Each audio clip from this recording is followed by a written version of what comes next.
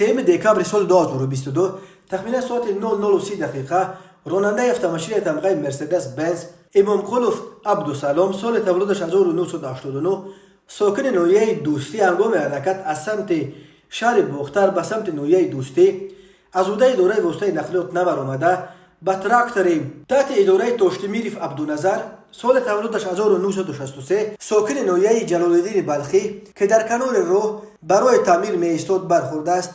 در نتیجه مسافر تراکتور اوتایف را منقل سال تولدش 1993 ساکن نویه مذکور جراحت وزن جسمانی برداشته در جای حادثه به هلاکت رسیده است. مسافر автомашини تمغه مرسدس بنز کریموف منوچهر سال تولدش 1988 جراحت جسمانی برداشته در بیمارخانه بستری گردیده است. از روی این حادثه تحقیقات ادامه دارد.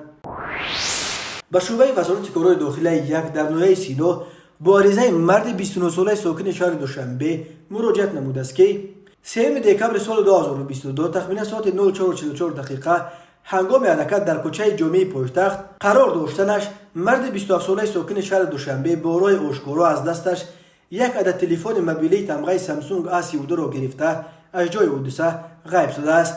ضرر رسانیده شده 2500 سومانی را تشکیل می‌دهد. از روی این حادثه تفتیشات ادامه دارد.